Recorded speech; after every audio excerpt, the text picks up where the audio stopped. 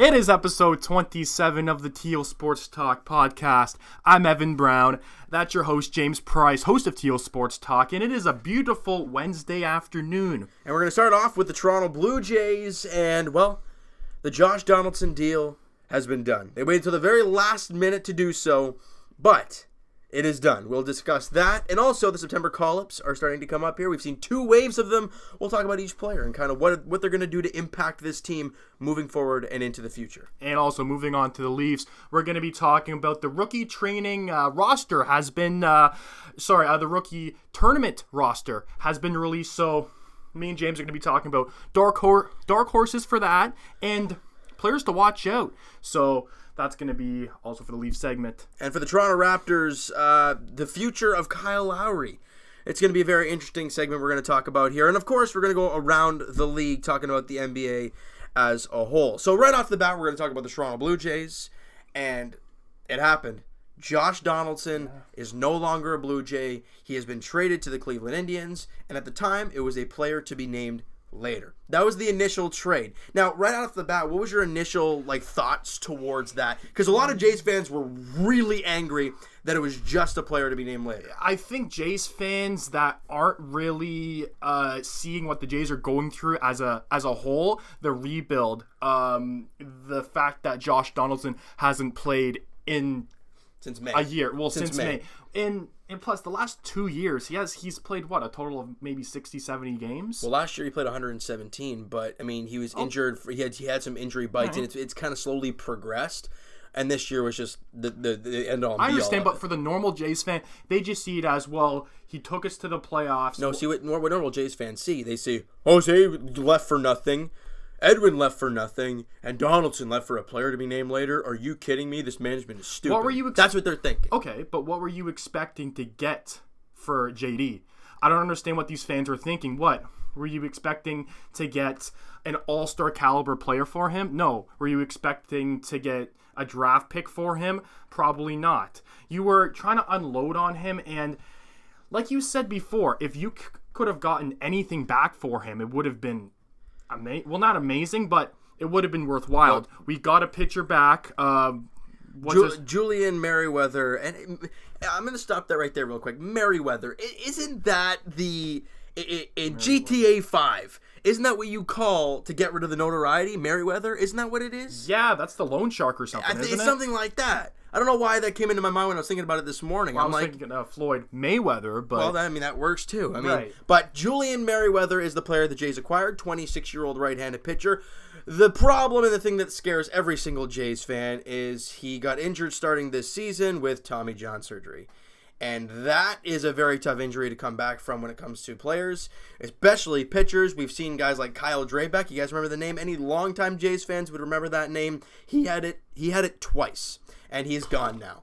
So you can see why now, if you have it twice. With Julian Merriweather, I don't know. Again, it's a pitcher. It's a right-handed pitcher. And before that injury, he was ranked 12th in the Indians farm system, which isn't bad for a guy like Josh Donaldson, who had played a total of 30 games, has not played much this year at all. And he's a pending UFA. Exactly. And I think that was the main reason why we did get rid of him, because, guys, he wasn't going to re-sign with the Jays at all, right? So even if we did give him the qualifying offer, I doubt he would have re-signed with us. I think he would have accepted the qualifying offer. The Jays management were too scared. The Jays aren't going anywhere. I know, so but Josh Donaldson will get more money if he accepted that qualifying offer. But for him, I don't think it's money. I think it's the fact that he wants to win. It's your first time hitting free agency. It's your first time hitting free agency. You'd want money. That's what Edwin did. He left because he wanted the money. And he got rid of the qualifying offer, rightfully so then, to get the big money. Didn't get it. Donaldson has been hurt all year. You think he's going to get $19, $20 million in For free him, agency? I think it's just a fresh start. It's not all about the money. It's a fresh start, and he wants to win. The Jays aren't going to be winning for about a good 3-4 years. So what Josh Donaldson wants, yes, he wants money, but he wants stability. He wants a 3 or 4 year deal, and I think he's going to get that with a team. Now, obviously, the money-wise, he would be getting more money with us for the qualifying offer, but years-wise, he would be only on the team for one more year, and I don't know if things would work out if he stays with this team. Well, the thing is, if he accepted that qualifying offer for that much money, came back next year and was healthy and good, He gave the big payday in free agency, but he's not going to get that now. No, he isn't, but I feel like we wouldn't even play him as much as he would want to. Well, there's right, exactly what you just said. That's true. Jays fans very angry about Josh Donaldson leaving for nothing. Well, first off, he was going to leave for nothing anyways, and Jays fans, well, why the heck are they trading Josh Donaldson?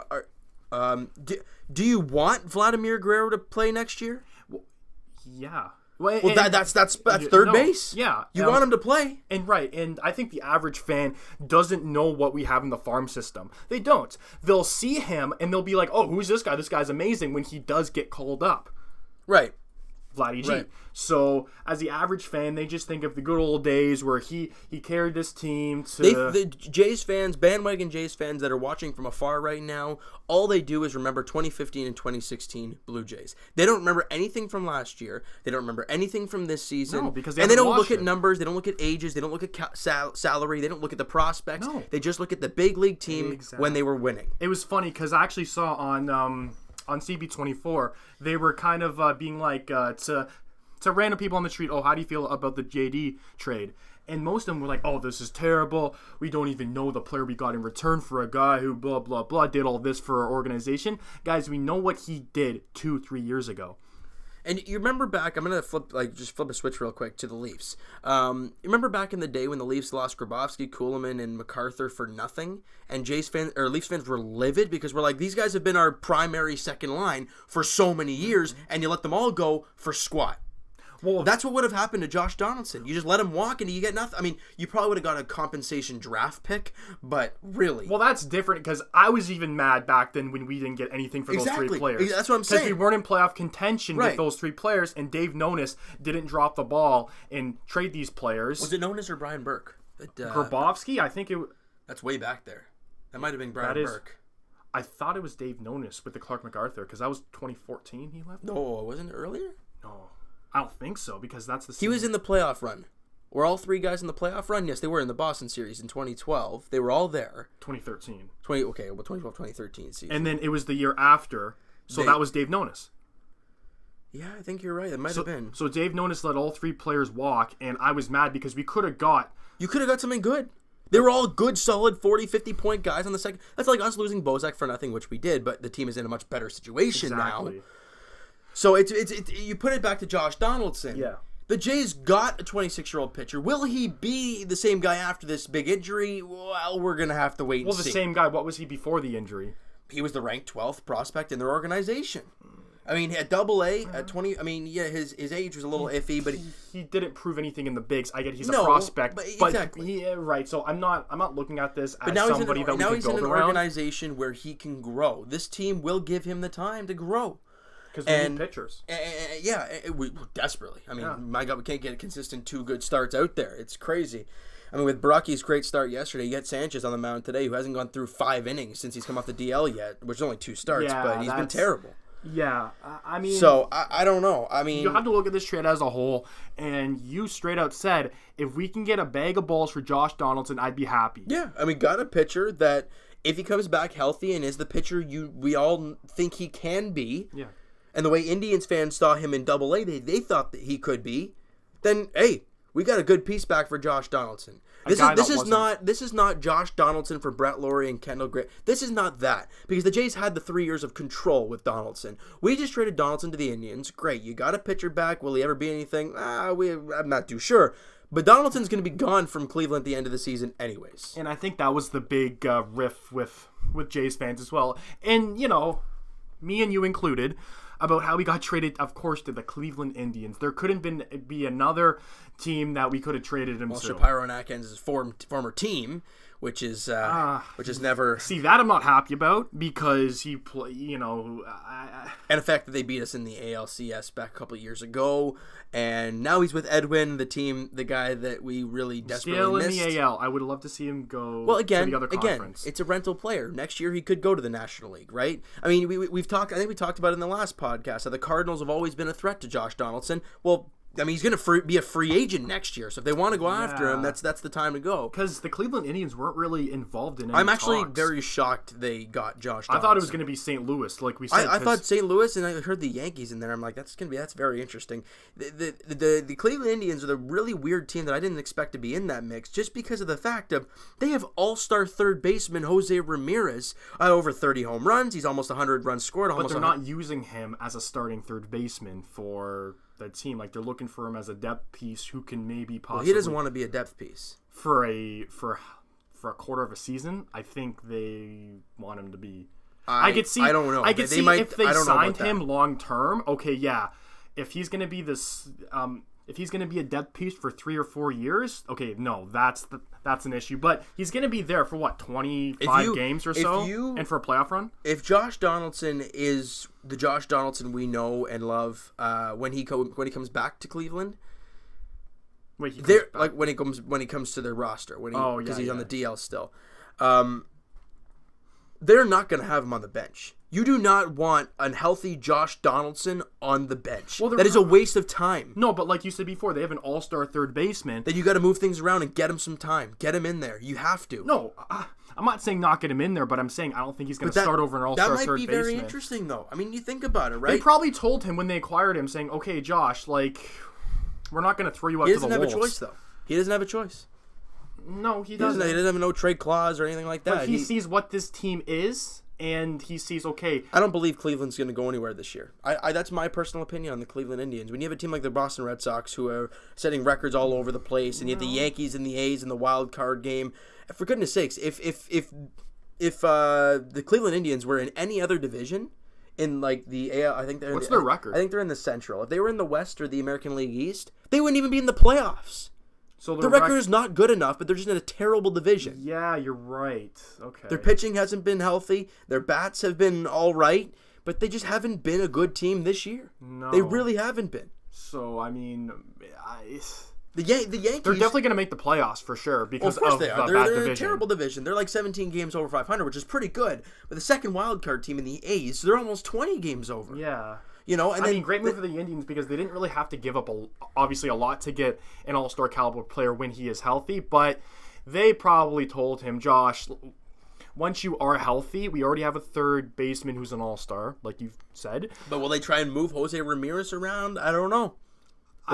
They might try and move him to second base and Kipnis out to the outfield. That's happened before, and then Donaldson at third.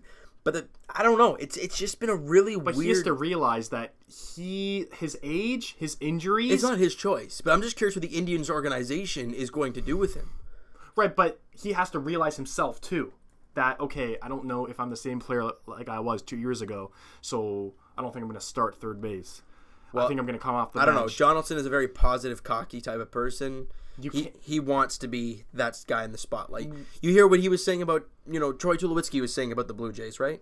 We talked about it in the last podcast. I know, I get it. I mean, there's no reason for him to talk. And Josh Donaldson's talking about the management and how he doesn't like the management. He's got things to say about the management. Well, stay healthy, and then you can say all you want. Who was just Josh Donaldson said this? Yeah. He said, there will be a time where I'm able to say what I want to say. And I'm like, whoa, okay. So you've been injured all season. This team took a gamble on you that we wanted you to play and help this team win games, and you have not done so. I mean, health-wise. You can't control that, but there's no reason to come out and say stuff like that. And then we benefited you by trading you to a contending team. Right. So this is going to be a very interesting situation. The funny thing is, Donaldson obviously went back on the 10-day DL with the Indians, as expected, because he played like 1 or 2 rehab games with the Jays. You don't expect him to go right to the big league club right away. But in his first at-bat down there in Cleveland, in the minors, he hits a grand slam in the first inning. It's minors, though. I know, but it's still a grand slam in the first inning. But, I mean, it was whatever. I mean, guys, Jays fans, it's going to hurt. It's going to hurt for years. It's going to hurt for a few years until this team turns it around. Not really a few. I mean... Until this team turns it around. Yeah, it is. I mean, you look at the Leafs, right? How rough was that Kessel trade? How awful was it to watch him succeed? And, not how awful, but how, inside it felt weird to see Kessel going out there winning cups. Exactly. Well, but now we don't care because we're a great team. Well, I think the Kessel trade is because we got pieces back for the future. So that wasn't whatever. Well, he wasn't a rental, right? No, he wasn't. But this is a low risk Trade for the Indians. Oh, it's a very, very low risk, high reward for them. Absolutely. Very, very. But I just don't know. I mean, it's going to be very interesting to tell. I just don't think it's going to help their team enough because the hitting is not really what they need. They need the pitching. Yeah. And they haven't been healthy. They lost one of their greats. I think it was Danny Salazar or Carlos Carrasco, one of the two, out for the season. I mean, that's tough. That's really, really tough. Right now, Cleveland's ready to win now. So I can see why they did this to get them over the top. For sure. Absolutely. I don't know if it's going to happen, like you just been saying, but, they're trying. So that's the main thing. Now, you had something to say about Shapiro and Atkins. Yeah. I just wanted to talk about things before, actually. I'll start with something I saw this morning, actually. And I was quite intrigued, actually, to see it here. That the Blue Jays' Mark Shapiro is reportedly a candidate to become the next GM of the New York Mets. Huh. So that might not... Who has more power, Atkins or Shapiro? Shapiro's the president, I think he is. So this is... And the GM... I think the GM is Ross Atkins and all that. But it's just... I think Masai is Shapiro and Atkins is Webster. I think that's how it kind of looks for... Kind of weird how they have two things. Because with the Leafs, it's pretty much just Dubas. Yeah, it is. But I just wanted to say that in there. Will it become anything? Who knows? It doesn't really matter as of right now anyways. Yeah. But something I wanted to talk about, and I talked with you on the phone earlier today, and I was saying how Shapiro and Atkins have gotten probably one of the worst raps I have seen in a very long time. This from GM. Yeah, well, from what I remember. Okay. All right. Every time these guys make a move, it's instantly a terrible move because they made the move. And that's what I don't understand. Because they're comparing it to the moves that... Alex Anthopoulos made? Well, no, we're comparing it to the 2015 moves that he made. Yeah, the Josh Donaldson trade, look, they fleeced the A's. That just happened. It was great. It doesn't happen too often, though. But David Price, but yeah, you had to give up one of your top 5 prospects at the time. For Tulowitzki, you gave up 2 top 10 prospects. 3 of your top 10 prospects were traded that year because Alex Anthopoulos thought, well, my job's pretty much gone here anyways. Might as well go all in for it and get rid of our whole minor league system. Sounds like what John Gibbons is doing right now, but we'll talk about him later. Yeah. I mean, so he basically traded 3 of our top 10 prospects, it didn't really work out. I mean, it worked out for those 2 years, which was great. But think about the ages of these guys you got. But we didn't care about the ages. We were going for it. Exactly. And this was a good trade for what? 2 years. It was a good trade because at we were the going time. all in for Big it. Time was a good trade at the time. But now we're kind of regretting it because we obviously didn't win a World Series, and right now we're on a rebuild. Yeah. And it'd be nice if we had those prospects back. Of course it would be. Those prospects, like you said, aren't really anything to this day that we traded. No, nothing. So it doesn't hurt as much, but still, it would have been nice to have them in the farm system. And you look at the trades these guys have made. Look, guys. We all talk about, Jose, Edwin, and Donaldson are all gone. These guys are a joke. Okay, let's break down each one real quick here. Jose Bautista. Okay, so he finished his tenure with the Jays back in 2016. Just hear me out, 2016. And then he was a free agent, and every Jays fan was like, "Oh, we're gonna let him walk and sign Edwin." That was the initial thought process, which was okay, whatever. Which I thought was the right move. I thought that would have been the right move to make. The Jays made the offer to Edwin, which was more than, technically it's more than what he got, $20 million more than he actually got. And he's like, no, I want to test free agency because I want over $100 million. And the Jays right there, the management right there are like, whoa, okay, we're not willing to give that much. We can't do that. So we're gonna look somewhere else. And do you blame Jays man? What if they gave Edwin that money and he still went to another team? And this is a team with a healthy JD.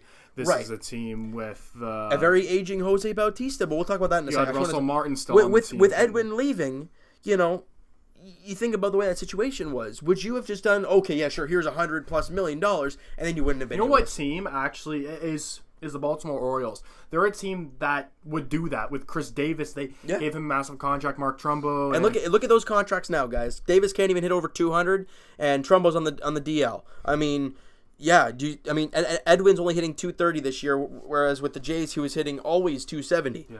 So he's hitting the lower parts of his career, and it's only 1 or 2 years into his contract. So Edwin tested the market. And he got less, and it didn't work out for him. And the Jays had already moved on because they didn't want to wait, lose out on everybody. Yeah.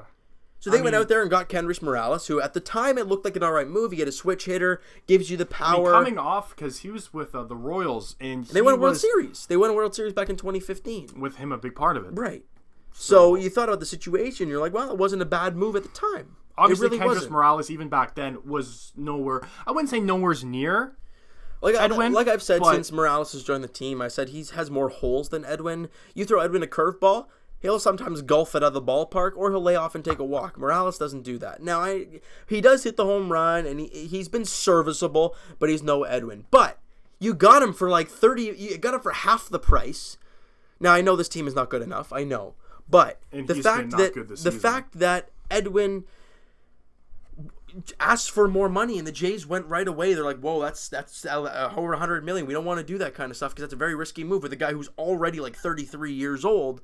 Has a lot of money. He wasn't 33. Well, I don't know what he is now. I think he's like 35, isn't he? 34, 35? He's 33 now. I thought he was 31 when his contract was up. I'm going to look at that right now. Exactly.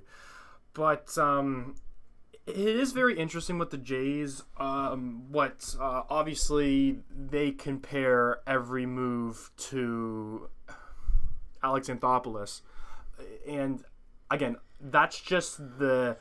If you want, you can just look... Yeah, I'm looking up Edwin here. It doesn't matter, but... He's 35. He's 35 years old. He was at 33 when his contract was up, and he wanted a 3 to 4 year deal at $100-something million. And the Jays were like, whoa. We didn't give Jose that because that's a ludicrous contract. Yeah, you've been more productive, but you're getting older. That's a big, big contract, and nobody went after it. And the $100 million that he wanted, he ended up getting $40 million less and getting $60 going to Cleveland. And everyone's mad at the Jays for giving Morales the money and not giving Edwin the money. Look, you put it into perspective, it wouldn't really have worked. You gave him over $100 million, you wouldn't have been able to pay Josh Donaldson. And plus, he wouldn't be worth $100 million because I don't think he is. Exactly. He'll give you the home runs. He'll give you the walks. He's a pretty good defender. He'll give you the RBIs. He'll score the runs. He'll do that.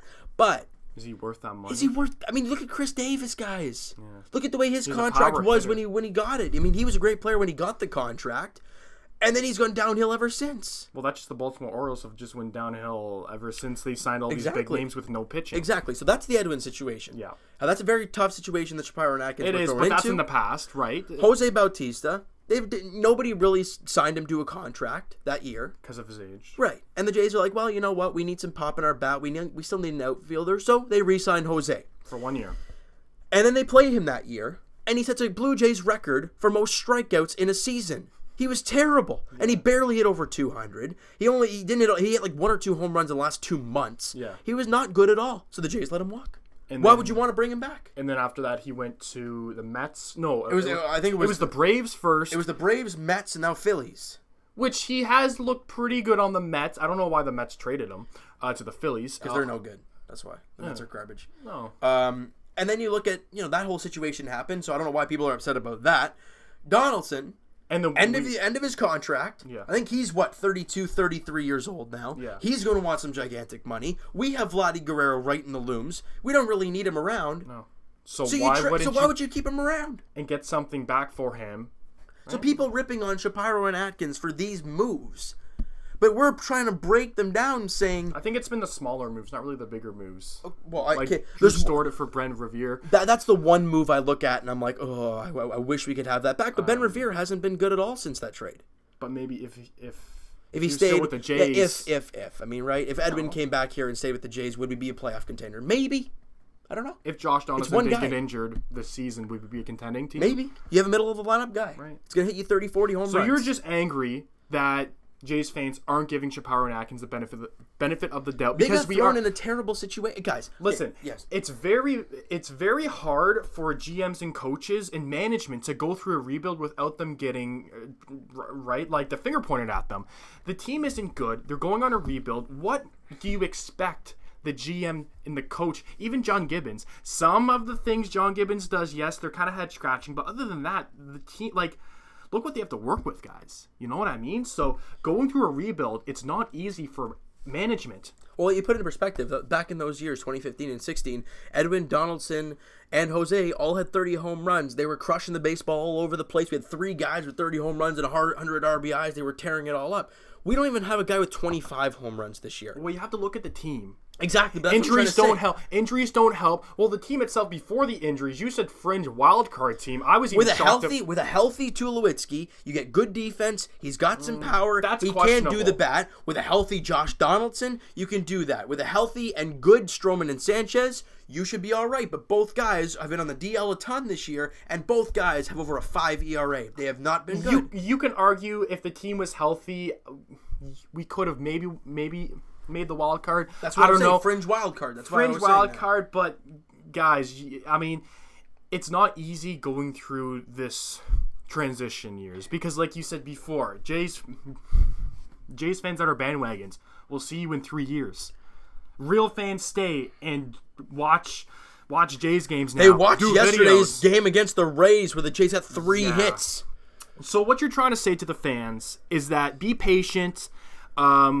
Because Jays fans, if Shapiro and Atkins are still that duo in 3 years' time when this team is fighting for a divisional spot with the Yankees and Red Sox, if that's possible, or in the first wild card spot looking to play in that game, and they're not chirping Shapiro and Atkins, then get out of here, please. Okay, so this is a question for you. So you obviously, I don't know if you like these two guys. It's hard to say right now. Okay. I mean, I don't know. Okay, so from now, how much longer would you give them to, quote-unquote, rebuild the Jays to get them into, like, when would their time be up being like, okay, what did you do? We gave you certain amount of years. I'd say 3-4 years. And if there's really no steps and there's really no, like, promise, then adios. I know, it's baseball. I mean, we talk about this team being possibly a contending team in the next 2-3 years. That's possible if all the pieces line up properly. So you're saying max 4 years. If they don't do... Yeah.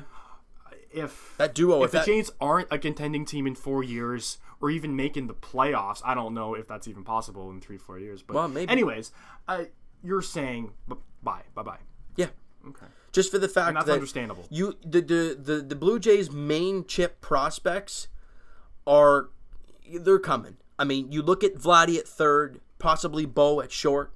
That's a very good left side of the infield. Second base. Heck, you have all kinds of options. You have Kevin Biggio in AA. You could have Devin Travis there. Yeah. You could move a Brandon Drury there. You could have all those options are there. Yeah. First base, heck, we saw my main man Rowdy Tellez get called up. I think he's going to be a big part for the future. Rowdy. Absolutely. I think he's going to be a big part of the future. I really do think so. Now, will it happen? I don't know. No, because these prospects, they're prospects. So exactly. But it's...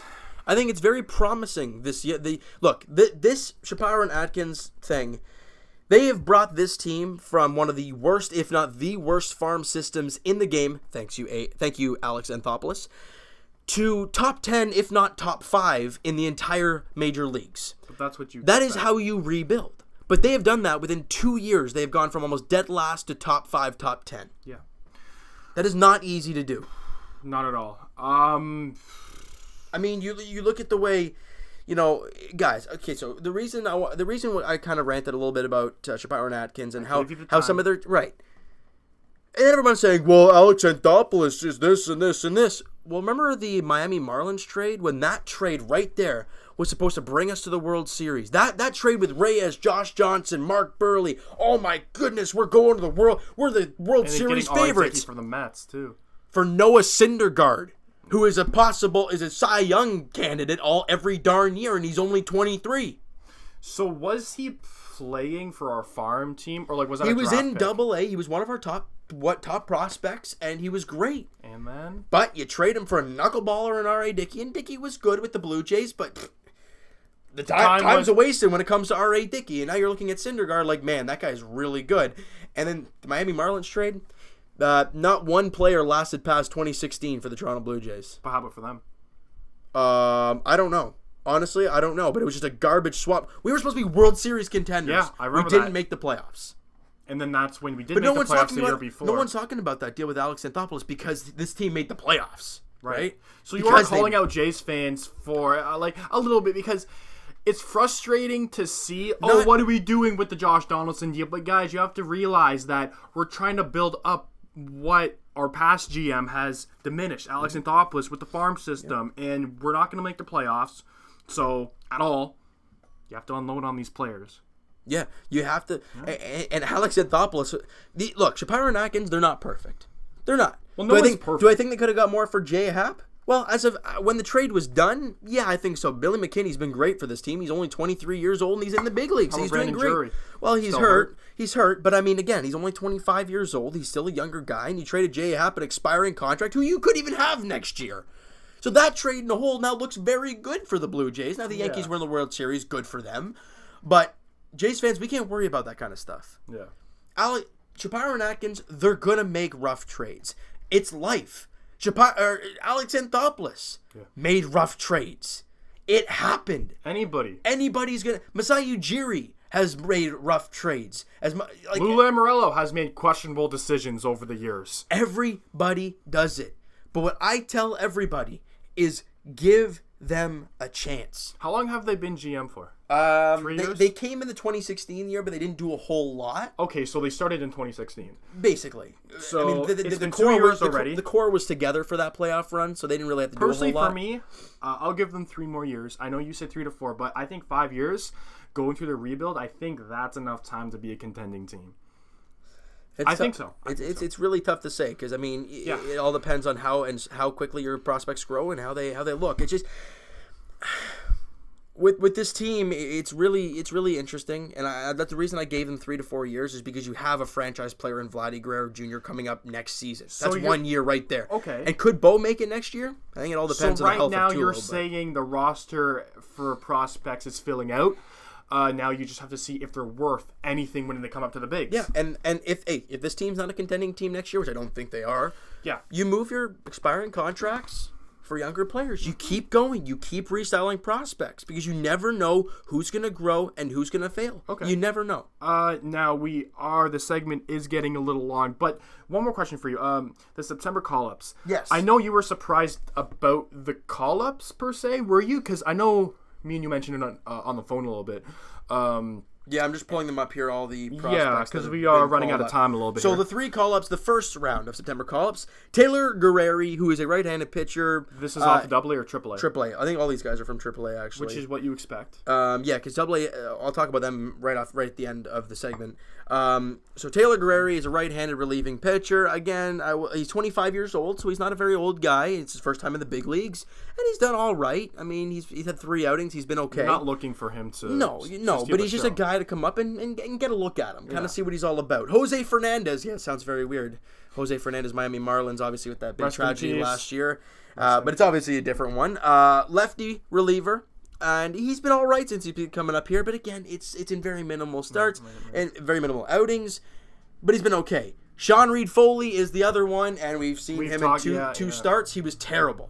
I saw some Jays fans, let's put him in the bullpen. He's pitched 2 games in the bigs. So those 2 games were terrible. Then he got sent down. Remember Roy Halladay? He was terrible when he first came up. He got sent down to A-ball, came back up, and look what he became. He's a Hall of Famer. Possibly. Possibly. So Reid-Foley came back, and he faced Miami, and he went 7 innings and gave up 1 run on 4 hits. He was dynamite in that game. So give him a chance. Give the kid a shot. Yeah. So that was the first round of September call-ups. The second rounds were Dwight Smith Jr., my boy. He's been up and down like a toilet seat. But I'm happy to have him back up here. Richard Urania, again, probably a depth guy for the future, if anything. Yeah.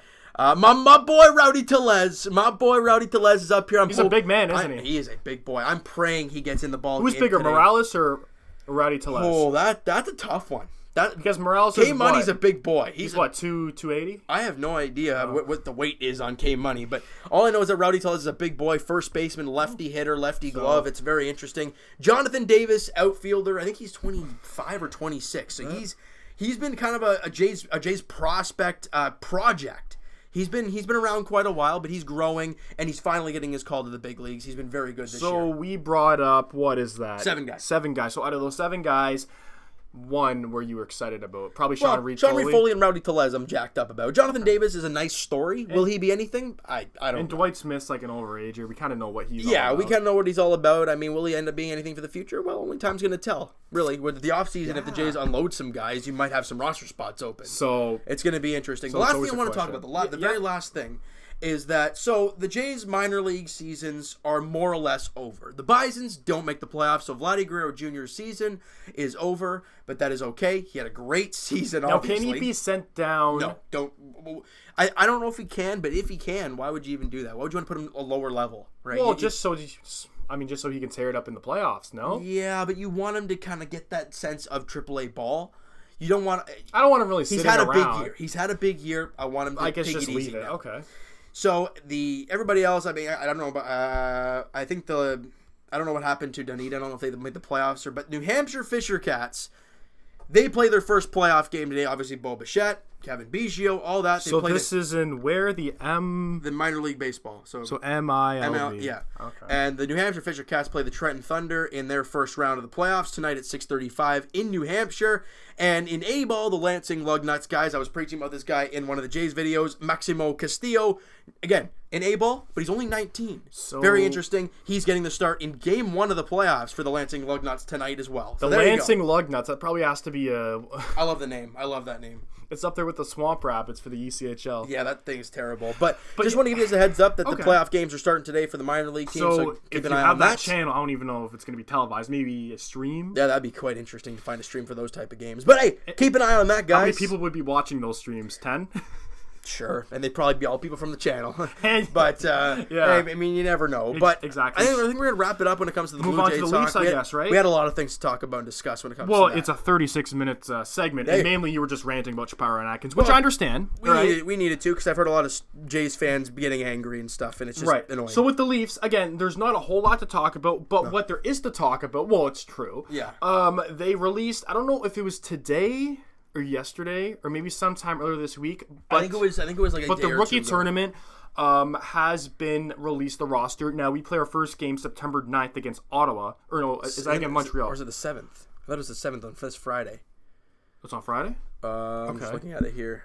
Yep, on September 7th, Ottawa and Montreal. Okay. So some of the roster players that I think we're going to keep an eye on, obviously the forwards, we're going to start first. Jeremy Bracco, I think, is the first one we got to look at. And well, Bracco, yeah, because he is quote-unquote an overager if you're kind of looking at 21 prospects. years old, right? And then you have someone that we we got Matt Bradley, which was probably most of these players were undrafted. They were signed to a training camp, They weren't signed; they were invited. They were signed, they were able to attend the training camp. So they were invited. Yes, right. Matt Bradley, kind of Ryan Moore, those kind of guys. JJ Picnic, isn't he? Wasn't he? He's an overager. He's about 23. He was with the Solar Bears, and he played with Mitch Marner. I know he was. He played with Mitch with London. I'm pretty sure. So he played with Mitch. Yes. Okay, so there you go. And Adam Brooks obviously is going to be there, and the guy that I'm jacked up about, Semyon Durgachintsev. You finally pronounced that name right. Hey, I've practiced it too many times and not to screw up this time. But he is very, very exciting because obviously he's a smaller guy. I think he's still. I don't know if he's still 17 or 18. He was the youngest guy in the draft. He was, and he was the 3rd round pick. Yes, he was a 3rd-round pick. Now, this guy came over from Russia. Right, and plays for the Peterborough Petes. Now, he was talking to Zaitsev, I think, and how Zaitsev was kind of saying, oh, yeah, Leaf management is good, blah, blah, blah, whatnot. So, it'd be interesting to see. Now, he is, 5'7"? He's not a big guy, but he's quick. And defensive woes, too. He played with the Petes. Again, he's only 17, or he could be 18 now. Obviously, defense comes later. It's going to be quite an interesting year for him, and I want to see what he's got. I want to actually watch the kid play, right? So just going down the list here, we got Carl Grunstrom. We know what he's like, possibly a dark horse to make the Leaf. We have Mason Marchment, who was great in the playoffs which last year. I don't think. But I don't think he'll. No, Riley Stotts. I think it was our 4th or 5th round pick this past year in the draft. Right there in the right there. Well, let's just go through. So we got Ryan McGregor here, which was the 7th round pick, a center out of Sarnia. We don't really know. Well, I'm not really expecting that much out of him, but you never know. Tough to gauge. Really. Exactly. Ryan Moore, he was obviously an invite. Yep. Darian, I don't even know how to pronounce that last name. Darian Plouffe, probably. Okay. Scott Pooley. Roman Pusek. Another Roman, so let's hopefully... Roman, and there's a P and there's a K at the end of his name, but it's not Polak, ladies and gentlemen, so that's that. Goodness. And then for the defense, Sean Dursey. Now, I know you were going off about him. I am so excited to watch this guy play. Obviously, our 2nd round pick this past year. And then we have the man himself, Fedor Gordeev, which... I love it. He is, 6'6", 6'7", something like that? He's a big boy. Mac Hollowell, he'll be with the Sault Ste. Marie Greyhounds this year. Drew Hunter was obviously somebody that was invited. Philip Krull, one of our draft picks this past year. We got Stéphane LeBlanc, which is probably one of the most French names. Stephon LeBlanc. Yeah, absolutely. Yeah, it is. And then Timothy Liljegren. Him and Dursey, I'm so excited to watch. Obviously, Andrew Nielsen, Jesper Lindgren. Jesper Lindgren was actually drafted 2014, I think. So he's a little bit of an overrager. He's getting there, yeah. Rasmus Sandin, obviously the last guy on that list. So the defense core, we're very excited to look at. Because we know what our defense core is like. It's obviously needed. We talk about the prospect defense. I mean, look, those are some pretty decent names there with Dursey, Liljegren, and Rasmus Sandin. They are, but we don't know what Sandin is capable of because we haven't really seen him or watched him play. Numbers are numbers. Well. Same with Dursey. And Dursey, but we haven't really watched them play. And then for goalies, we got Zachary Bolithier, and then we got Ian Scott. So I think Scott was drafted last year, if I'm not mistaken. And I'm not a fan of Ian. I'm not really a fan of Ian Scott at all. But again, that's just another goalie. Was just drafted this past season too. I think it was like 7th round pick or something past year. I think so. So I mean, goalies are goalies. They're very tough to judge, especially at 21, 22 years of age. Yeah, it's really hard to gauge. I mean, look at Garrett Sparks, right? 7th round pick. Look at Calvin Pickard. I don't think he was anything until, 23? Well, I guess maybe. Yeah.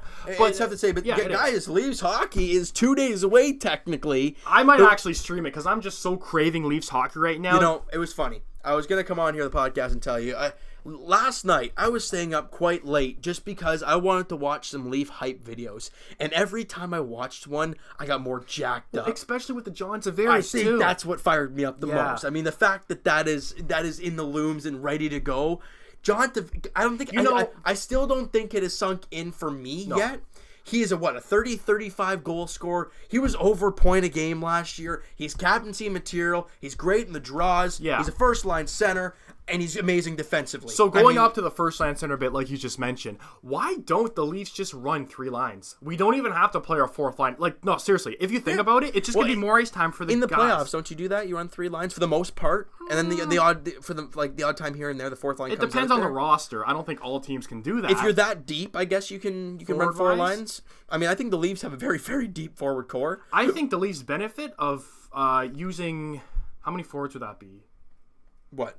3 lines or 4 lines? 3, 6, 9 forwards, and 2, 4, 6, and 8 defensemen. 9 forwards, 8 defensemen. You don't need 8 defensemen. I'm just saying, like, the Leafs would benefit of doing that and then bringing up 2 more depth guys that let's see what they can do. Yeah. Because I'm sorry, we don't need the 4th line. Great Tyler Ennis is one thing. Kapanen's another thing. Par Lindholm is another guy. But really, do we really need those guys? I don't know. I mean, give more ice time to John Tavares and Matthews and Kadri. No, I know it's crazy. It's crazy. I love it. I mean, just the thought of having John. Like, I'll say it again. John Tavares is a Toronto Maple Leaf. I mean, it rolls right off your tongue. It just feels so right to say it. Yeah, I mean, it's so because he's obviously been practicing with the team. It's not going to sink in until the first preseason. Okay, I don't even know about preseason. It's not the first going game of the regular season against the Montreal Canadiens, then it'll sink in. Are we playing at home? Yes, we are. I think it is home for the first game of the season. We're going to have some fun there. With Shea Weber being out. Adios, Shea Weber is on the injured reserve. And actually, about the Montreal Canadiens. Here we go again. Not going from no, but I mean, I'm not to rattle on them. I mean, a little bit, but Max Pacioretty had, I think it was like a golf tournament or something, and he invited Bergevin and was it Greg Molson? It was somebody like that. Okay, he invited the president and the GM, and it just looked awkward. They had, I don't know, like they had an awkward handshake with each other. It didn't look right. Now, Max Pacioretty during the draft apparently got traded to the LA Kings. It was a done deal apparently, but it didn't go through because of contract woes with the Kings. It just didn't work out. Now, Max Pacioretty has openly said that he is willing to re-sign long-term with the Habs. The thing came out today that Max Pacioretty is not wanting to talk through the season. Oh. So that would be very interesting to tell. Yeah, I don't know if that was after the fact that he said that he was I mean, this happened like today or yesterday, so I would assume it happened after that fact. No, he just wants to play hockey. I get it. He still thinks Montreal's going to be a contending team. I can understand why he's saying that. Now, going forward with Montreal, what do you think they should do with Pacioretty? Now, Pacioretty knows that he was traded to LA, so he knows that he's not wanted per se in Montreal. He's willing to re-sign long term with them, but do you think that Marc Bergevin wants to? Well, I mean, obviously, a guy that can put up 30 goals, especially in a team that is downright awful offensively, is something very hard to come by. And that's a massive hole if he does get traded. But the problem for Pacioretty is he doesn't want. I mean, I don't know if he's going to end up taking a discount just for the fact this team is not good enough. I don't think they would lowball him. I think it's more about winning. It is Marc Bergevin. True, but I don't think because what's Max Pacioretty worth? 7 mil, 6, 7? Because he did have a down year. He can score 30 goals. 30 goals. I don't give you a think 30 goal season. Yeah, 30 goal season. He did have a down year, but the whole team did. See, the question is, right, a lot of people are saying, well, Montreal should go on that rebuild. Well, the problem with that is, and you trade a guy like Max Pacioretty, because in my eyes they should, just because, look, they're not going to win this year, and he's going to be a free agent at the end of the season. If they trade Max Pacioretty, they're not going to get a player of Max Pacioretty's caliber back. No, they might get a few that are like lower than him, but I don't know. I don't know. It's Marc Bergevin. It'd be worse if they trade Max Pacioretty. Okay, but yeah, go on. Right. But the problem with that is, with those deals, if they make that deal, first off, that's going to tell every Habs fan that they are not going to make the playoffs. Because you're not. Second of all, you are wasting another year of Shea Weber and Carey Price. And if you're starting on a rebuild, that's going to be at least 2, maybe 3 years. And Carey Price is not getting any younger. And if half your defense core, Jeff Petry's getting up there too. Yep. You have Jordy Ben, who they're possibly playing top 4 minutes to, which I don't. Carl Alzner. That's another name that's getting a lot of money too. Yeah. For a guy who's not going to produce a whole lot. So Marc Bergevin is in a very tough spot right now. First off, he's a very tough spot because I'm shocked he's still the GM of the Montreal Canadiens. But again, it's not like where it was Atkins who got pretty much dragged into this situation, Chappelle and Atkins. He dug himself a massive hole. Big time. He's done a ton of terrible trades. Yeah. So the Pecan for Weber trade, obviously. And then you look at a trade, Dren for Sergachev. And Galchenyuk for Domi? Well, we can't really say I guess, but I on guess. paper, it looks like a bad trade again. So it's very interesting, and it was just awkward because I watched a video of the whole the golf tournament thing. Yeah, it looks really, really, really awkward. And you know something's not right, and I don't know if Pacioretty's talking to the GM, like during the summer or whatnot, but it didn't look right. So what Bergevin has to do, personally, I think that you keep Pacioretty and you just build. Just keep on stacking. Because, again, you don't want to lose, like you've been saying, you don't want to lose more years of Carey Price and Shea Weber. Because Shea Weber's out for 6 months, guys. He'll be back in December, I think it was. So what's Carey Price without your best defenseman? Yeah, nothing. It's going to be hung to dry. Without Shea Weber, who's their defense core? Is Carl Alzner and Jeff Petry that 1-2 punch up in the middle, on the first line? And then you have Victor Mete and David Schlemko. Oh, that's good looking right there. And then Jordy Ben and probably Valiev, Rina Valiev. Oh boy, yeah, Leaf fans remember him. Didn't really see a lot of them, but that's not a good defense core whatsoever. Not one. Okay, maybe a couple of those guys are top 4s. Maybe Petry and Alzner. Petry and Alzner are top 4. But they're not Petry. top 2. They're not top 2. No, they're not top 2. Shea Weber's top 2. But who do you play with Shea Weber? I mean, Victor Mete? You can argue he's top 4, right? Yeah, I don't know. It's going to be quite interesting to see what happens with Montreal as the season kind of gets going. Yeah. And how things go towards the deadline and stuff like that. Now move it, no. Not quite, not yet. So Leaf fans, we talked about the rookie tournament that's coming up on Friday. Yeah.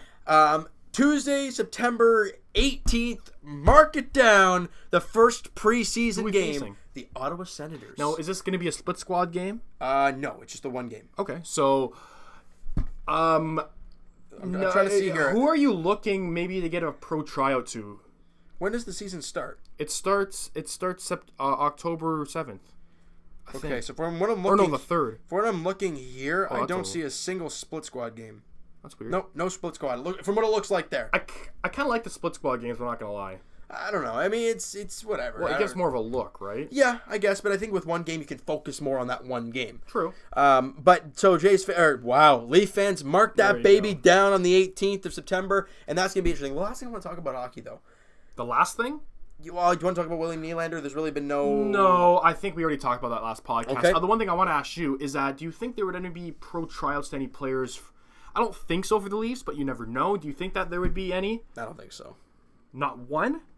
Who do you think? I mean, the Oilers signed Scotty Upshall to a pro tryout and Jason Garrison. I'm just saying somebody who has veteran leadership that could be sent down to the Marlies, maybe. Maybe, man. You don't think? I know. It's a stretch. It's tight. It's a stretch. With Ennis and Levo trying to make the team and whatnot, and and the Harlan decor. Baum, I don't know. I don't know. It's a very weird scenario. I don't think the Leafs. Maybe a defenseman. Maybe, and I think if anything, that's what you look at is maybe a defenseman. Okay. But the last thing I want to talk about briefly. So, Erik Karlsson, we got to talk about this a little bit. Is still not signed, and there's still the rumblings of, obviously, should they move him or should they keep him for the season, trade him at the deadline, or if they're good, keep him and lose him at the end of the season. Yeah. Or find a way to re-sign. But I don't know if that's even I don't even know if that's a thought process with Erik Karlsson. No, I don't think so either. What do you think should happen? Personally, with Erik Karlsson, I mean, he obviously wants to stay long-term in Ottawa because he openly did say that. Yep. But that's not really the issue. The issue is if they're willing to pay him the money he wants. Yeah, and I don't know if they are. I mean, clearly, I don't think so, because Karlsson's worth 10 to even 11 mil of his age and his production, and he's a right-handed shot. He might be more than 11. A guy with his caliber, man. That's insane.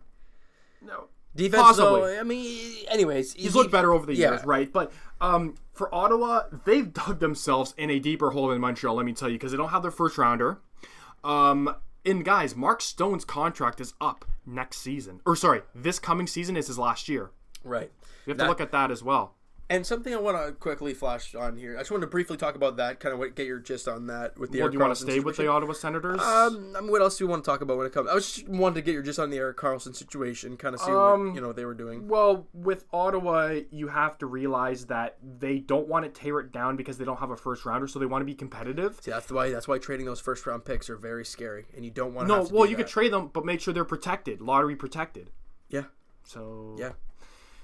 It's a very tough just like the Raptors situation. With, do you think that Erik Karlsson will be traded? Because talks, I think this was when I was actually on vacation, talks were up, right? So and then they kind of slowed back down. So do you think he's going to get traded before training camp?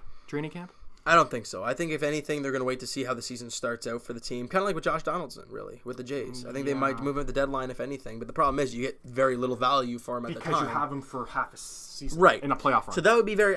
that's what I think is going to end up happening with Erik Karlsson. What do you think? What do you think they're going to end up doing? Yeah, I can't see him being traded in the offseason. I mean, talks have, of course, stepped up, apparently, from these Western Conference teams and even Tampa Bay. But... if a deal were to happen, I feel like it would have already happened because training camp is when? Or no, preseason rather. I think it starts on the 15th. So the first team plays on the 15th. You have a week and a half. I don't think it's going to get done because this is... But who knows? He could get traded after we record this podcast. And you know what? I just jinxed it. It's going to happen. Something's going to happen at the end of the podcast. It always does. The last thing I want to say. Yep. And it's a really cool thing to think about here. Yeah. Connor McDavid made what? $12.5 million a year? Yep. That was within his restricted free agent, numbers, right? So usually they get a little bit less, right, when they sign in those restricted. I mean, you look at Riley, you look at Kadri, those kind of guys. They were in the restricted years, and they didn't get a big restricted as in his contract, like restricted, like the restricted, like okay, you know what I mean, right? They're not a UFA, they're restricted. They usually get a little bit less, right, than they're kind of known to. So Connor McDavid gets 12.5. Yeah. Which is quite a bit. I mean, he's one of the highest paid. It, though. Absolutely. Yeah. John Tavares, in free agency, where people usually overextend, we cut him for 11. Well, I know the caliber, him and McDavid are different, but it's just the situations. True. But I feel like he's not worth more than McDavid, so I don't know. And plus, he had a offer on the table. San Jose gave him 13. Right. Yep. And I think it was, I don't know. Dallas? It wasn't Dallas. It was somebody else that gave him a little less than us. But I think that 11 mil, I'm not saying he's overpaid, but I think that's just right. Yeah. I don't think it's really... He did take the discount, but as a player, I don't think that 11 mil is a discount. I think it's perfect. Well, I think with the cap going up, I think it just looks better. It really does. And the crazy thing is, we're talking about Erik Karlsson, and John Tavares and all that.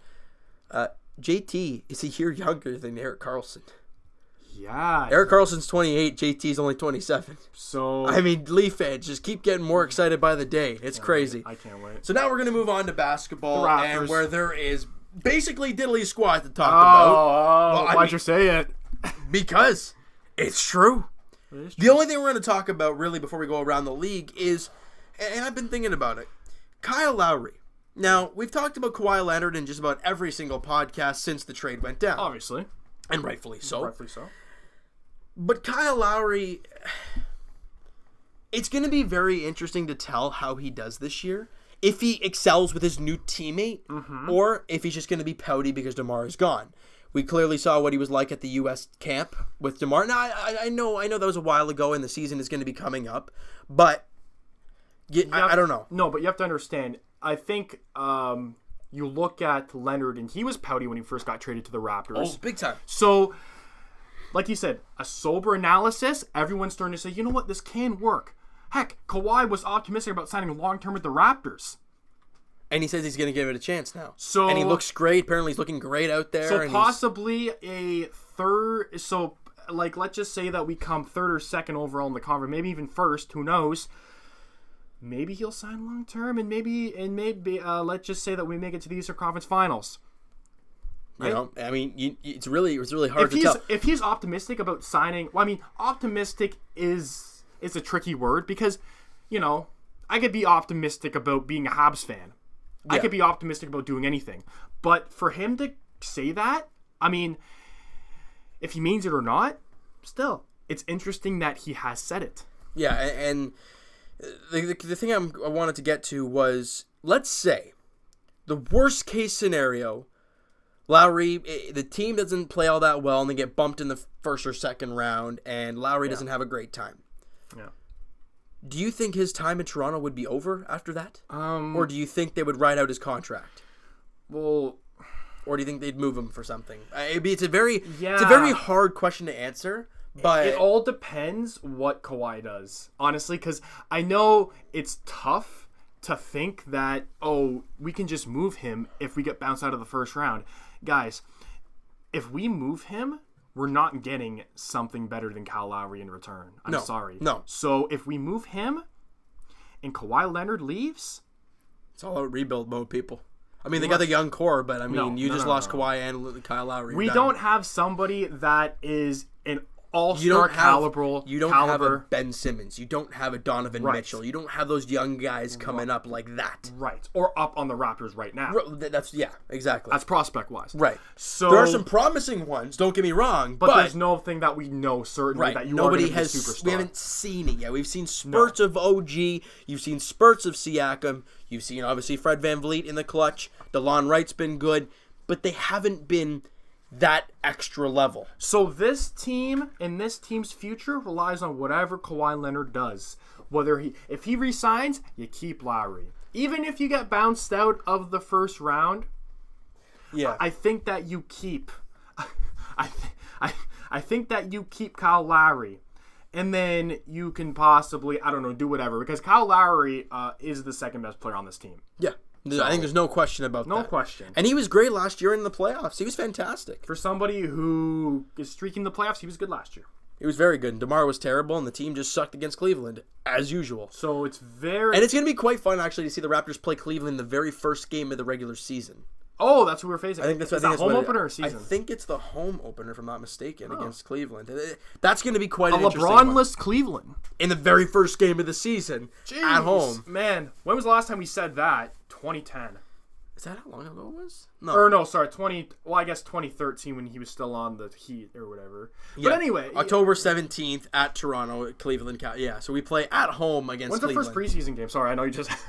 dang it. I know you just exited out of the app there, but... It's interesting because you have players that we signed. Like, who's that guy? The first preseason game for the Toronto Raptors is September 29th against the Portland Trailblazers. Okay. At 7 o'clock at Scotiabank Arena, which I hate. Or at Rogers Arena in BC. They're doing that whole Canada trip. That's cool. But that's when it starts. So Leafs and Raptor fans, the 18th September is when the Leafs start their preseason. The 29th of September, the Raptors start their preseason. We are getting there. Jays fans, hang on for dear life. We're almost there. It's funny because when fall starts rolling around, you're thinking, oh man, we got sports coming, we got football season. Actually, it starts in a couple days. We got Leafs, we got Raptors, hockey, basketball, whatever. And guys, we're ready, and hopefully you guys are ready, because this is going to be fun. The podcast is going to be fun with the. Success. Yeah, every week we get to talk about the week's success by the teams. Because hopefully. the summer was cool, but other than the 2 drafts for the Leafs and for the Raptors, and the signing of Kawhi and Tavares, really, I mean... There hasn't been a lot to talk about. Well, that's your famous line. Well, of course, when there's times like this, there's nothing going on. Not much to talk about. You know what? We're going to move on to the Raptors, and there's really not much to talk about. I mean, yeah, that's just what happens. But we really can't say that now with I'm just stoked. Starting next week, I think the rookie camp will be, or the rookie tournament will be over, or like with going full swing. Well, when they're saying that, I think we just had the shortest Raptor segment in history. It's like 4 minutes. 4 minutes. Hey, you know what? Well, now let's go around the league. Okay, we can go around good. We can kind of go around the league here because we were just hanging on. We just can't stop it there. What was that? We just can't stop it there, boys. So now we're going to go to the news here. Timberwolves to pursue Lul Dang. My boy Lul Dang. Oh, my goodness. 2K13. 3 free agent systems failed. No, well, I don't even want to look at that. Didn't somebody sign someone? Or no. Were we going to talk about something on the Leafs segment? Somebody signed somewheres? Oh, Blake Wheeler. Oh, okay. Do you want to... You know what? Let's just start with... we'll just continue with the NBA here. Okay, so moving on to the Leafs. I mean, there's. Oh, no. Who's you know Wallace? What? Ladies and gentlemen, I don't even know who that was. All right, so I think that's going to be it, guys. They're like, I think everybody in the NBA is kind of just waiting now. Yeah, it's all in the waiting moment for the season to get going and in the preseason to get going and training camp. Sorry if you basketball fans, click on the timestamp and listen to about 4 minutes. Well, you guys will see the timestamp. You'll see when the Raptor segment starts, and you'll see when it finishes with fantasy, I guess. With fantasy, yeah, that's what you'll see, and you'll be like, "Wow, that really wasn't much," because there really wasn't much to talk about. So going on with the Blake Wheeler contract, it's a lot of money, but it's a good. But Blake Wheeler was worth it last year. So it's 5 years, which term he's going to be 38. I still think he can be a productive player at 36, 37. So the term, but the 8.5, almost 8.5, 8.25. That could be Mitch Marner money. Yeah, you look at that, but he had to sign. But he's 32. Or no, is he 32 or 33? Screw it. I think he's 32 or 33 years old. But the Jets have, because he's an unbelievable player. He got close to 100 points this year. Yeah, he was fantastic. He was the captain of the team, and he led that team. And he is captain material. He's a great leader in that locker room. Time. So the Jets, yeah, I think it's just for a little bit too much. I would like to only see time him. is going to tell. If they win a cup, it doesn't matter, right? I think that's the way it looks, right? And they're favorites, I would say, other than us and maybe Tampa. Yeah, to win it. Yeah, because I don't think Vegas is gonna. No, I don't think Vegas or Washington are going. I mean, then again, no one expected it last year, and it happened. But you really never. That's the great thing about hockey. You never know what the heck's gonna happen. Even basketball, because basketball, we know what's gonna happen. Oh yeah, I just got that too. About the Pacioretty thing. Yeah. Okay. Now, quickly for you, one team usually falls out completely out of the playoffs or whatever. Last year it was the Rangers. I think another team was the year before that. What is your team, or what team this year is going to completely crap the bed? I want to say something else, but I can't.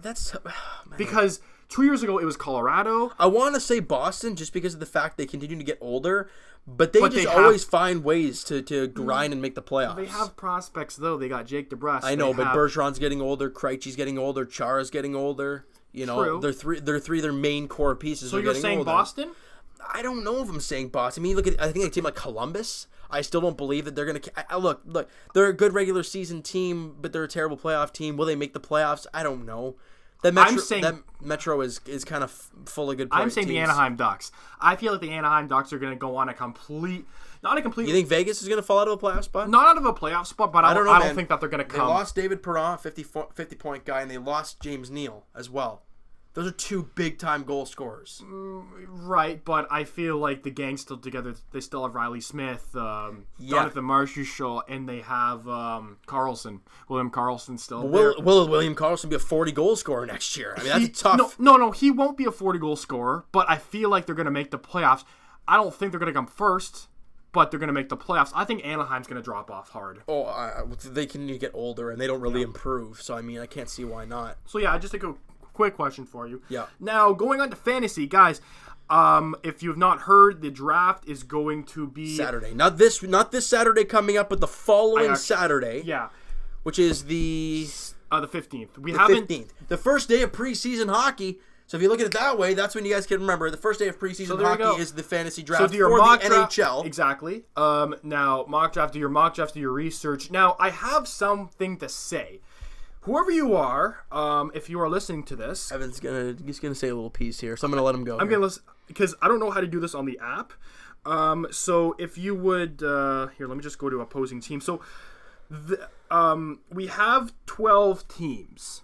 Now, whoever you are, Team CG, Sultan CG, if you can, buddy, you made 4 teams. Get rid of 3 of them, please, and then so that let other people play. Can free up. Now, I don't know if you did it on purpose to get better results for your fantasy and get more teams, rather, or a better chance of winning, or you just kind of mistakenly made 4 teams. I'm not sure. But whoever you are, Sultan CG, if you can, please delete 3 of those teams. If not, I'm going to have to kick you out, buddy. I mean, it just doesn't make sense to have 4 teams. Because what if somebody wants to play and they can't because you've made 4 teams? It just doesn't make any sense, man. No. So you're going to have one team like everybody else.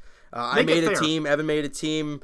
You know, we have, 9 other people, I guess, 6 other people, 7 other people to make a team. And you know... Make it fair, we understand that you want to get a better chance of winning, but guys, we're not playing for any money in this fantasy league. It's just going to be for fun. It's just for fun and to keep me and Evan interacting with you guys and having some fun with it. So whoever you are. So sorry, man. I hate to break it to you, but 4 teams in the league when we only have 12 teams in the league is it's kind of tough, especially when other people want to play as well. Now, so if you don't mind, that would be great, man. Thank you. Right, thank you. Now, some people were asking me, how's the draft going to work, blah, blah, blah. Now, it's going to be a snake draft. So whoever's picking first, which is me, I get the first overall pick for round 1. And then it just goes down the list for 12. And then if I'm not mistaken, the person who gets the last pick in the first round gets the first pick in the second round. Right. So Staten Island Stallions, Frank Morse, you get the first pick in the second round, and then I get the first pick in the third round. So it just goes. So whoever's it just flip flops back and forth. So whoever's the fifth, isn't it 15th overall? Gets a 15th in each way. Well, whoever picks, I guess 6th. Stays there, That's in the tough. middle. So who's 6? 2, 3, 4, 5, 6. Well, Team Fortnite God. That's a tough one. I mean, you're going to be stuck right in the middle all the time, bud. It's all right, though. That's actually our buddy who actually joined soon. So there you go. So now we're going to go to the questions now. We have quite a few questions to answer on here. Yeah, we got 11 here, so let me just load 11 questions. It's getting more and more every single week. Well, actually, it was less. Because last week we had 17. Okay, well, we're plus 10. Well... It's a pretty darn good number if you ask me when it comes to questions for the pod. But I mean, well, let's see what we got going on here when it comes to all the questions. I know I love answering these because it's very interesting to see when it comes for to sure. all these. And by the way, happy back to school for people that started college and high school and elementary school. All right, so we got Evan Stack. The odds for the Blue Jays re-signing Marco Estrada or even get Hap back. I think it's a much better chance of getting Jay Happ back than Marco Estrada. I don't even want Marco Estrada back. He's too injured all the time. His back is killing him all the time. And Happ's 50-50? And Hap, maybe 75-20? I think it's like 60-40, I think. I mean, He probably wants to win, and he's, 35, 36 years old, and this team's not ready to win, but he loves playing here. So I think it might be a different scenario, but I think it's a better chance that Jay Happ resigns than Marco Estrada. Mm-hmm. Dalton Pompey, Mo Buckets, Dalton Pompey didn't get called up for the September call-ups. He's also out of options. His Jays career is sadly over. No. If I'm not mistaken, the Jays still can bring up some September call-ups. As we saw yesterday, Rowdy Tellez and all them got called up. The second wave of September call-ups. So you could tick. If I'm not mistaken, you could still see Dalton Pompey come up this year. But if he doesn't, then it's sadly over. Now this one's interesting. I don't know if he's talking about the Leafs, Raptors, or Jays. Over under wins next season 75. I think that's the Jays because 75 wins for the Raptors and Leafs. That's like 10 losses, not even 10 losses. The Raptors got Kawhi Leonard and we got JT. Anything can happen. Okay, I'm assuming it's Blue Jays. Yeah. But for next season, That's tough. 75. It's really hard to say right now. But we know what this roster is going to be next season. Do we? I mean, the offseason can be very fishy. We've heard Stroman names at the trade deadline. We know who's going to get called up to the Jays. Vladdy. I don't know about Bo. I don't know about. He might start the year in AAA. Vladdy might even start the year in AAA and come up in May. With the team we have now, I don't know. I think 75 wins. I think it's definitely doable. Injuries is one thing too. I think it's even or under. I don't think it's going to be above 75 wins. If it is, great. Hey, don't get me wrong. I'd love to have over 75 wins. But if they don't, it's not going to surprise me. Okay. All right, so Roderick B. So this is a bit of a personal question.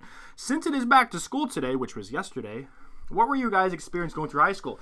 Now, me and you had completely different experiences going through high school. If you want, you can start our My high school time sucked. I didn't like it. It wasn't just my time. College was my time, though. That's where I made most of my friends. That's where I had my most of the time. I don't know. It wasn't for me. It just didn't feel right, the whole high school feel. I guess the fact of going to elementary school, in the same elementary school all my life, and then so much change so fast, I don't know if I was ready for it. And it took some time to get used to it, but, I mean, obviously high school... Well, grade 12, you kind of... Right. Well, grade 12, I mean, it's... Broke out of your shell a little bit. And it's 4 years. You know, it's in the fourth year, I was getting out of there. Oh, great. Well, it's pretty much over now anyways. Right. But college is a fresh start. I loved that more than anything else. Right. And for me, high school was completely opposite from James here. I had a great high school life, if you will. Because it usually takes somebody...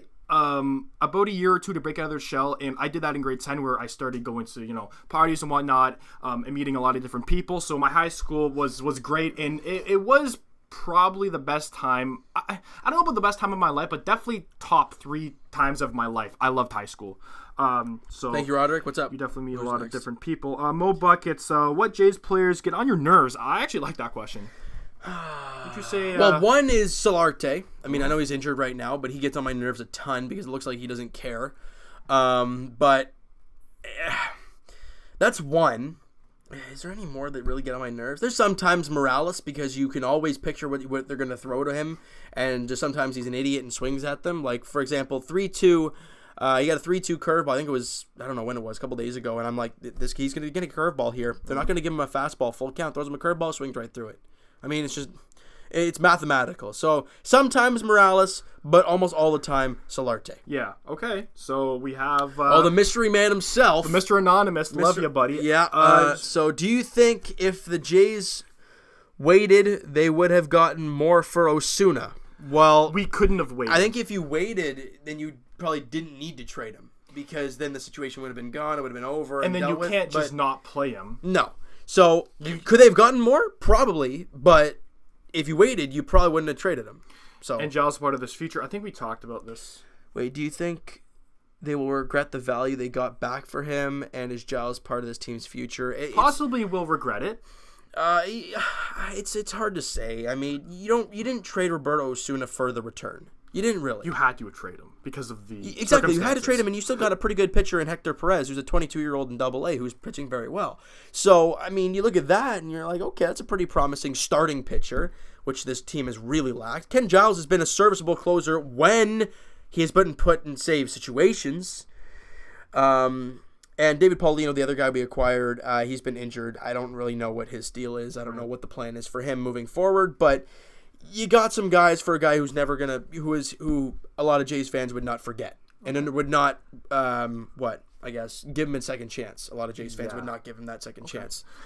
So we got the mystery man himself again with another question. If the Jays had Syndergaard instead of Dickey, do you think they would have won a World Series in 2015 or 16? I think so. I think it would have been very well. See, the thing is, they didn't use as much R.A. Dickey in the playoffs. But if you had Syndergaard, you would have used him a lot. Well, you would have used him than someone else. And who would you have not used? J. Happ was great in the playoffs. No, but R.A. Dickey, he pitched one game in the 2015 postseason, and he was good. Well, so it's hard to say. I mean, you would have another dynamite starter, yeah, but you can only pitch a starter so many games. And I think that we would definitely have a better chance. Maybe Stroman. I don't know. It's tough to say with the core of a healthy and good core of Stroman, Sanchez, and Syndergaard. That's a very good 1-2-3, and then you throw in Ryan Baracki. It's a good looking young core, but you don't have Syndergaard. That's just the way it is. Yeah. Okay. So. And that was Alex Anthopoulos making that trade. Reiterate that. So there you go. Okay. So Michael. So what record do you think the Jays will have at the end of next season? Better Well, it's pretty hard to be worse than this year. I think we are going to be better. I don't know. You said more than 75 wins? It's hard to say because I'm really curious what they're going to do this offseason. I don't know if they're going to try and blow this baby up. Is it the last question there? Yeah. Okay. I mean, it's hard to tell, man. This team this year looks rough, but how much different do you think this team's going to look next year? I know Vladdy. I get it. But that guy's not going to pick you up 20 wins on the season. He's a great player. We still got Jansen coming up. You got... Jansen's already playing. Oh, okay. Well, that's another guy. It's going to be, I don't know. Yeah. I think it all depends on how these young guys grow. If Jansen comes out there and hits 270, 280 throughout the entire season and does a great job behind the plate, if Sean Reid-Foley and Baraki can pitch well, if Stroman and Sanchez can be healthy, then those are 4 starters that are very good. But who will the position players be? Will they be healthy? Will they be good? That's a lot of head bobbing. It's hard to say right now. Yeah, I know what you mean. You know, we said fringe wildcard team this year because of what this team could possibly be. So but they didn't after trade that. So after the offseason, we'll know a better, obviously. We'll have a better gist of where this team will stand next year, absolutely, and what their path is going to be. So I think that baby's concludes gonna wrap this episode baby up. 27. Guys, we're almost at 30. 27 episodes, man. That's 27 We weeks. started this late February, so we're not really almost at the 1 year mark. But still, guys, thank you for listening every week. We do appreciate it. Follow James's Twitter. Follow James's main channel, the Hero Sports Talk, if you haven't already. Follow my Twitter. Everything's going to be down in the description box. And we're going to be seeing you guys next. I think it might be either next Wednesday or Thursday. We'll figure that Wednesday out. Or Thursday. I got a couple Same days time, open though? there. Yep, it'll be normal time on Wednesday or Thursday next week. But we appreciate your guys' support every single week. I mean, it's great to see the love every which way, especially on Twitter. When we see all the love about the podcast, it's great to see. Yeah, because guys, you love it, and we're up to 110 subs, and probably even more now. That's incredible. Let's make it to 200, and you're almost up to 4. Well, not 4. Well, almost 3.3. We're getting close, but hey, it steps in the right direction, and I can't thank you guys enough for all the support you guys give the channel and everything. It means a lot. But Evan, like Evan had said, I will talk to you guys tonight as the Jays look to avoid the sweep against the Rays. Who's pitching today? I don't even know. So that's just that. Who cares? I mean, it doesn't even matter. Are we going to get swept? I mean, the Jays have a combined 7 hits in 2 games. Mm-hmm. So, hey, we're going to have to wait and see what happens tonight against the Rays at 7:07, first pitch at Rogers Center. And Evan and I will talk to you guys either Wednesday or Thursday next week. Out. Same time, same place. You guys know where to find it. Evan and I will talk to you guys next week. Peace.